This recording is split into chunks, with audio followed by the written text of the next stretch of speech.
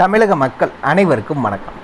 இன்றைக்கி நம்ம TN government job சேனலில் எதை பற்றி பார்க்க போகிறோம் அப்படின்னு பார்த்தீங்கன்னா, நம்ம தமிழக அரசு மக்கள் நல்வாழ்வுத்துறையிலேருந்து ஒரு மாபெரும் வேலைவாய்ப்புக்கான புதிய நோட்டிஃபிகேஷன் ரிலீஸ் பண்ணியிருக்காங்க. அதை பற்றின ஃபுல் டீட்டெயில்ஸ் தான் இந்த வீடியோவில் நம்ம பார்க்க போகிறோம். மொத்தம் பார்த்திங்கன்னா ஒரு 9 விதமான பதவிகள், அதில் சப்கேட்டகரின்னு ஒரு 20 விதமான பதவிகள் இருக்கிறதா அறிவிச்சிருக்காங்க. கல்வி தகுதியை பொறுத்த வரைக்கும் மினிமம் நீங்கள் 12th diploma, graduate, post graduate, MBBS, MD, MS வரைக்கும் படிச்சிருக்கோங்க. இந்த வேலை வாய்ப்புகளுக்கு நீங்கள் அப்ளை பண்ணுறக்கு எலிஜிபிள் அப்படிங்கிறத சொல்லியிருக்காங்க. முழுக்க பெர்மனன்ட் கவர்மெண்ட் ஜாப் தான். டெம்பரவரியோ கான்ட்ராக்ட் பேஸோ அப்படியெல்லாம் எதுவுமே கிடையாது. நிரந்தர அரசு வேலை வாய்ப்பு கீழே தான் ஆட்களை தேர்ந்தெடுக்கிறாங்க. சம்பளத்தை பொறுத்த வரைக்கும் மினிமம் ஸ்டார்டிங் சேலரி அப்படின்னா 21,700 starting salary, maximum starting salary அப்படின்னா உங்களுக்கு 78,000 வரைக்கும் உங்களுக்கான மாத சம்பளம் வழங்குறதா சொல்லியிருக்காங்க. இந்த வேலைவாய்ப்பை பொறுத்த வரைக்கும் நீங்கள் ஆன்லைன் மூலிமா மட்டும்தான் அப்ளை பண்ண முடியும். தபால் மூலிமா அல்லது ஸ்பீட் போஸ்ட் அந்த மாதிரிலாம் எதுவும் நீங்கள் அப்ளை பண்ண முடியாது. ஜஸ்ட் உங்கள் மொபைலை யூஸ் பண்ணி எல்லா டாக்குமெண்ட்ஸையும் நீங்கள் ஆன்லைன்லேயே நீங்கள் ஸ்கேன் பண்ணி நீங்கள் அப்லோட் பண்ணிக்கோங்க. ஆன்லைன் மூலிமா மட்டும்தான் அப்ளை பண்ண முடியும். அப்படி நீங்கள் அப்ளை பண்ணுறதுக்கான லாஸ்ட் டேட் 30 ஜூன் 2024 நைட்டு 11:59 வரைக்கும் டைம் கொடுத்துருக்காங்க. அதுக்குள்ளே நீங்கள் ஆன்லைனில் அப்ளை பண்ணணும். அதுக்கு மேலே போச்சுட்டு லிங்க் க்ளோஸ் ஆயிரும், உங்களால் அப்ளை பண்ண முடியாது. இந்த வேலைவாய்ப்பை பொறுத்த வரைக்கும் ஆல் ஓவர் தமிழ்நாடு ஃபுல்லாக எல்லா டிஸ்ட்ரிக்ட் கேண்டிடேட்ஸுமே அப்ளை பண்ணுறதுக்கு எலிஜிபிள். ஸோ எல்லாருமே அப்ளை பண்ணுங்கள். அப்ளை பண்ணாமல் மிஸ் பண்ணிடாதீங்க. இதுக்கு யாரெல்லாம் விண்ணப்பிக்கலாம், எப்படி விண்ணப்பிக்கலான்னு போன்ற முழு தகவலை தெரிஞ்சுக்கிறதுக்கு முன்னாடி இன்னும் நம்ம டிஎன் கவர்மெண்ட் ஜாப் சேனலை சப்ஸ்கிரைப் பண்ணாதவங்க மறக்காமல் சப்ஸ்கிரைப் பண்ணுங்கள். இந்த வீடியோவுக்கு மறக்காமல் ஒரு லைக் போடுங்க. நீங்கள் கொடுக்குற ஒவ்வொரு லைக்கும் உங்களுக்கு அடுத்த வீடியோ போட ரொம்பவே மோட்டிவேட்டாக இருக்கும். வீடியோ டிஸ்கிரிப்ஷனில் நம்ம டெலிகிராம் குரூப்போட லிங்க் இருக்குது. இன்னும் ஜாயின் பண்ணாதவங்க கட்டாயம் ஜாயின் பண்ணிக்கோங்க. அப்போ தான் உங்கள் மாவட்டங்களில் வர அனைத்து வேலை வாய்ப்புகளையும் உடனுக்குடன் உங்களால் தெரிஞ்சுக்க முடியும்.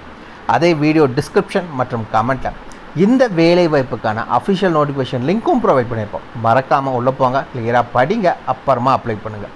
என்றைக்குமே அஃபிஷியல் நோட்டிஃபிகேஷனை படித்து பார்க்காம அப்ளை பண்ணாதீங்க. நம்ம டெலிகிராம் சேனலில் நம்ம உங்கள் மாவட்ட வேலைவாய்ப்பு மட்டும் இல்லாமல் மத்திய அரசு வேலைவாய்ப்பு, மாநில அரசு வேலைவாய்ப்பு, தபால் துறை, காவல்துறை, ரயில்வே துறை போன்ற அனைத்து துறைகளில் இருக்கும் ஒரு வேலைவாய்ப்பில் அப்டேட் பண்ணிகிட்ருக்கோம். ஜாயின் பண்ணிங்கன்னா ரொம்பவே யூஸ்ஃபுல்லாக இருக்கும். மறக்காமல் உங்கள் ஃப்ரெண்ட்ஸுக்கும் ஷேர் பண்ணுங்கள். நம்ம டெலிகிராம் குரூப் லிங்க்கை அவங்களும் ஜாயின் பண்ணட்டும், அவங்களுக்கும் ரொம்பவே யூஸ்ஃபுல்லாக இருக்கும். வாங்க உள்ளே போய் முழுமையான தகவல் என்ன அப்படிங்கிறத பார்க்கலாம்.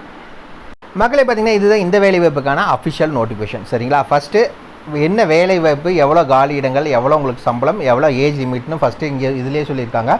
அண்ட் தென் உங்களுக்கான குவாலிஃபிகேஷன்ஸ் என்ன அப்படிங்கிறத சொல்லியிருக்காங்க. சரிங்களா? ஃபஸ்ட்டுக்கு சயின்டிஃபிக் ஆஃபீஸர், இதில் பார்த்தீங்கன்னா ஒரு 2 கிரேட். மெடிக்கலில் பார்த்தீங்கன்னா 78,800 உங்களுக்கான சம்பளம். மேக்ஸிமம் நீங்கள் 50 வயதுக்குள்ளே இருக்கவங்க அப்ளை பண்ணலாம். அதுக்கடுத்து பார்த்தீங்கன்னா உங்களுக்கு சயின்டிஃபிக் ஆஃபீஸர் டி, அந்த கேட்டகரியில் ஆட்களை தேர்ந்தெடுக்கிறாங்க. அதில் எந்தெந்த டிசிப்ளின் அப்படிங்கிறது தனித்தனியாக கொடுத்துருக்காங்க. இந்த வேலைவாய்ப்புகளுக்கு எல்லாமே பார்த்தீங்கன்னா 67,700 உங்களுக்கான ஆரம்ப சம்பளம் ப்ளஸ் என்பின்னு சொல்லியிருக்காங்க. இந்த வேலைவாய்ப்புகளுக்கு எல்லாத்துக்குமே பார்த்தீங்கன்னா மேக்ஸிமம் நீங்கள் 40 வயது வரை இருக்க ஆண் பெண் இருபாலரும் நீங்கள் அப்ளை பண்ணிக்கலாம். இங்கே கொடுத்துருக்க ஏஜ் லிமிட் எல்லாமே பார்த்தீங்கன்னா ஜென்ரல் கேட்டகரி. இது இல்லாமல் SC ST candidates, BC, BCM, MBC, DNC candidates மற்றும் உடல் ஊனமுற்றோர் இவங்களுக்கு எல்லாமே பார்த்தீங்கன்னா ஏஜ் ரிலாக்ஸேஷன் கொடுத்துருக்காங்க. அது என்னங்கிறத நம்ம பின்னாடி பார்க்கலாம். அதுன்னு பார்த்தீங்கன்னா சயின்டிஃபிக் ஆஃபீஸர் மெடிக்கல், இந்த வேலைவாய்ப்பை பொறுத்த வரைக்கும் பார்த்தீங்கன்னா 56,100 உங்களுக்கான சம்பளம். மேக்ஸிமம் 35 வயதுக்குள்ள இருக்கவங்க அப்ளை பண்ணலாம். தென் டெக்னிக்கல் ஆஃபீஸர், இதுக்கு 47,600 சம்பளம். மேக்ஸிமம் 30 வயதுக்குள்ள இருக்கவங்க அப்ளை பண்ணலாம். சயின்டிஃபிக் அசிஸ்டன்ட் மெடிக்கல் சோசியல் ஒர்க்கருக்கு 44,900 உங்களுக்கான ஸ்டார்டிங் சேலரி. 30 வயதுக்குள்ள இருக்கவங்க அப்ளை பண்ணலாம். அதுக்கடுத்து பார்த்தீங்கன்னா நர்ஸுக்கான வேலைவாய்ப்பு. இந்த வேலைவாய்ப்புக்கு பார்த்தீங்கன்னா 44,900, 30 வயதுக்குள்ளே மேக்ஸிமம் இருக்கணும், ஜென்ரல் கேட்டகரினா. அண்ட் தென் பார்த்தீங்கன்னா சயின்டிஃபிக் அசிஸ்டன்ட், இதுலேயே 3 category: pathology, radiography, nuclear medicine technologist. இது எல்லாத்துக்குமே பார்த்தீங்கன்னா 35,400 உங்களுக்கான சம்பளம். மேக்ஸிமம் 30 வயதுக்குள்ள இருக்கவங்க அப்ளை பண்ணலாம். Pharmacist 29,800 salary. மேக்ஸிமம் 25 வயதுக்குள்ளே இருக்கவங்க அப்ளை பண்ணலாம். அதுக்கடுத்து பார்த்தீங்கன்னா டெக்னீஷியன், இதில் 3 கிரேட் கொடுத்துருக்காங்க. அதாவது orthopaedic technician, ECG technician, cardio sonography technician. இது எல்லாத்துக்குமே பார்த்தீங்கன்னா 21,700 உங்களுக்கான மாத சம்பளம். 25 வயதுக்குள்ளே இருக்கவங்க இந்த வேலைவாய்ப்புக்கு நீங்கள் அப்ளை பண்ணுறதுக்கு எலிஜிபிள். சரிங்களா? சரி, இந்த வேலைவாய்ப்புக்கான குவாலிஃபிகேஷன்ஸ் என்ன அப்படின்னு பார்த்தீங்கன்னா ஃபஸ்ட்டு சயின்டிஃபிக் ஆஃபீஸர் மெடிக்கல், அதில் பார்த்தீங்கன்னா 2 ஜென்ரல் சர்ஜரி, நியூக்ளியர் மெடிசன். இது எல்லாத்துக்குமே பார்த்தீங்கன்னா நீங்கள் எம்பிபிஎஸ் வித் எம்எஸ் இல்லை எம்டி ரிலவெண்ட் டிசிப்ளினில் படிச்சிருக்கணும். சரிங்களா? இந்த டிசிப்ளின் ஒவ்வொன்றுக்கும் தனித்தனியாக கொடுத்துருக்காங்க. இன்னொரு முக்கியமான விஷயம், இந்த போஸ்ட் கோடை நோட் பண்ணிக்கோங்க. ஒவ்வொரு வேலை வாய்ப்புக்கும் கொடுத்துருக்காங்க. நீங்கள் அப்ளை பண்ணுறப்ப இந்த போஸ்ட் கோடை வச்சு தான் நீங்கள் அப்ளை பண்ண முடியும். சரிங்களா? அண்ட் தென் பார்த்தீங்கன்னா சயின்டிஃபிக் ஆஃபீஸர். இந்த வேலை வாய்ப்புக்கு பார்த்தீங்கன்னா எல்லாமே நீங்கள் எம்டிஎஸ் படித்தாலும் சரி, பிடிஎஸ் படிச்சிருந்தாலும் சரி, எம்பிபிஎஸ் இல்லை எம்பிபிஎஸ் அவங்க கேட்டிருக்க டிசிப்ளின், அதாவது சயின்டிஃபிக் ஆஃபீஸருக்கு டிசிப்ளின் தனித்தனியாக சொல்லியிருக்காங்க. இந்த டிசிப்ளினில் நீங்கள் எம்பிபிஎஸ் கூடவே பார்த்தீங்கன்னா போஸ்ட் கிராஜுவேட் முடிச்சிருக்கணும். அப்படி முடிச்சிருக்கீங்கன்னா நீங்கள் அப்ளை பண்ணுற எலிஜிபிள். பிடிஎஸ் இல்லை எம்டிஎஸ் படித்தவங்களுக்கும் நீங்கள் அப்ளை பண்ணிக்கலாம். அதுக்கான வேலை வாய்ப்பை சொல்லியிருக்காங்க. அண்ட் தென் என்ன அப்படின்னு பார்த்தீங்கன்னா ஜென்ரல் மெடிக்கல் ஆஃபீஸர், இதுக்கும் நீங்கள் எம்பிபிஎஸ் படித்தவங்க அப்ளை பண்ணலாம். தென் டெக்னிக்கல் ஆஃபீஸர் ஃபிசியோதெரபி, இந்த வேலை வாய்ப்புக்கு பார்த்தீங்கன்னா நீங்கள் போஸ்ட் கிராஜுவேட் படிச்சிருக்கணும். ஃபிசியோதெரபியில் படிச்சிருக்கீங்க அப்ளை பண்ணுறக்கு எலிஜிபிள். சயின்டிஃபிக் அசிஸ்டன்சி, அதாவது மெடிக்கல் சோஷியல் ஒர்க்கருக்கான வேலை வாய்ப்பு, இதுக்கும் பார்த்தீங்கன்னா போஸ்ட் கிராஜுவேட் டிகிரி முடிச்சிருக்கணும். எதில் அப்படின்னு பார்த்தீங்கன்னா மெடிக்கல் சோஷியல் ஒர்க்கில் படிச்சிருக்கீங்கன்னா நீங்கள் அப்ளை பண்ணுறக்கு எலிஜிபிள். அதுக்கு அடுத்தது நர்ஸ், இந்த வேலை வாய்ப்பை பொறுத்தளவுக்கு நீங்கள் என்ன படிச்சிருக்கணும் அப்படின்னு பார்த்தீங்கன்னா பிஎஸ்சி நர்சிங் படிச்சிருக்கீங்கன்னா அப்ளை பண்ணுறக்கு எலிஜிபிள். அப்படி இல்லைன்னா 12th முடிச்சுட்டு நீங்கள் டிஜிஎன்எம் படிச்சிருக்கீங்கன்னா நீங்கள் அப்ளை பண்ணிக்கலாம். அப்படி இல்லைன்னா நர்சிங் ஏ சர்டிஃபிகேட் படிச்சிருக்கீங்க அப்படின்னா நீங்களும் அப்ளை பண்ணுறக்கு எலிஜிபிள். அதுக்கடுத்து பார்த்தீங்கன்னா சயின்டிஃபிக் அசிஸ்டன்ட், இந்த வேலை வாய்ப்பில் பார்த்தீங்கன்னா உங்களுக்கு ஒரு 3 கேட்டகரி சொல்லியிருந்தாங்க. Pathology, radiography. ஃபஸ்ட்டு பேத்தாலஜிக்கு பார்த்தீங்கன்னா நீங்கள் பிஎஸ்சி மெடிக்கல் லேப் டெக்னாலஜி படிச்சிங்கன்னா அப்ளை பண்ணிக்கலாம். அப்படி இல்லைன்னா நீங்கள் பிஎஸ்சி முடிச்சுட்டு post graduate diploma medical lab technology படிச்சிங்கன்னா அப்ளை பண்ணுறக்கு எலிஜிபிள். அதுக்கடுத்தது ரேடியோகிராஃபி, இந்த வேலை வாய்ப்புக்கு பார்த்தீங்கன்னா நீங்கள் பிஎஸ்சி ரேடியோகிராஃபி படிச்சிருந்தாலும் சரி, இல்லை பிஎஸ்சி முடிச்சுட்டு 1 இயர் டிப்ளமோ பார்த்தீங்கன்னா ரேடியோகிராஃபி படிச்சிருக்கீங்கன்னா அப்ளை பண்ணுறக்கு எலிஜிபிள். 3வது கேட்டகரி என்ன அப்படின்னு பார்த்தீங்கன்னா நியூக்ளியர் மெடிசன் டெக்னாலஜிஸ்ட்டுக்கான வேலை வாய்ப்பு. இதுக்கு நீங்கள் பிஎஸ்சி நியூக்ளியர் மெடிசன் டெக்னாலஜி படிச்சிருந்தாலும் சரி, அப்படி இல்லைன்னா பிஎஸ்சி முடிச்சுட்டு டிப்ளமோ மெடிக்கல் ரேடியோ இஸ்டோ டிஎம்ஆர்ஐடி அது முடிச்சிருந்தாலும் சரி, இல்லைன்னா நியூக்ளியர் மெடிக்கல் டெக்னாலஜி படிச்சிருந்தாலும் சரி, இல்லை ஃபியூஷன் இமேஜ் அண்ட் டெக்னாலஜி படிச்சிருந்தாலும் சரி, நீங்கள் இந்த வேலை வாய்ப்புக்கு அப்ளை பண்ணுறதுக்கு எலிஜிபிள்னு சொல்லியிருக்காங்க. ஃபார்மாசிஸ்ட், இந்த வேலை வாய்ப்பை பொறுத்தளவுக்கு நீங்கள் ஃபார்மாசிஸ்ட்டுக்கு நீங்கள் 12th பாஸ் பண்ணியிருந்தால் போதும். கூடவே 2 இயர்ஸ் டிப்ளமோ ஃபார்மசி படிச்சிருக்கவங்க அப்ளை பண்ணலாம். 3 months ட்ரைனிங் முடிச்சிருக்கணும் அப்படிங்கிறத சொல்லியிருக்காங்க. அதுக்கடுத்து என்ன வேலை வாய்ப்புக்கு பார்த்தீங்கன்னா டெக்னீஷியனுக்கான வேலை வாய்ப்பு. இதுக்கு பார்த்தீங்கன்னா orthopaedic technician, ECG technician, cardio sonography டெக்னீஷியனுக்காக ஆட்களை தேர்ந்தெடுக்கிறாங்க. இந்த வேலை வாய்ப்புக்கு எல்லாத்துக்குமே பார்த்தீங்கன்னா நீங்கள் மினிமம் 12th பாஸ் பண்ணிக்கணும். கூடவே பார்த்தீங்கன்னா 1 இயர் சர்டிஃபிகேட் கோர்ஸ் முடிச்சிருக்கோம். எதில் அப்படின்னு பார்த்தீங்கன்னா இந்த ஆர்த்தோபெடிக் டெக்னீஷியனுக்கு நீங்கள் பிளாஸ்டர் இல்லை ஆர்த்தோபெடிக் டெக்னீஷியன் படிச்சிருந்தாலும் சரி, இசிஜி டெக்னீஷியனுக்கு நீங்கள் இசிஜி டெக்னீஷியன் படிச்சிருக்கணும். கார்டியோ சோனோகிராஃபி டெக்னீஷியனுக்கு நீங்கள் கார்டியோ சோனோகிராஃபியோ இல்லை எக்கோ டெக்னீஷியன் ட்ரேட் படிச்சிருக்கீங்கன்னா அப்ளை பண்ணுறதுக்கு எலிஜிபிள் அப்படிங்கிறத சொல்லியிருக்காங்க. இந்த இடத்துல பார்த்தீங்கன்னா மெத்தட் ஆஃப் செலெக்ஷன், ஆட்களை எப்படி தேர்ந்தெடுப்பாங்க அப்படின்னு பார்த்தீங்கன்னா இந்த போஸ்ட் கோட் ஆல்ரெடி நம்ம சொல்லியிருந்த மேலே ஒவ்வொன்றுக்கும் போஸ்ட் கோடு தனித்தனியாக கொடுத்துருக்காங்க.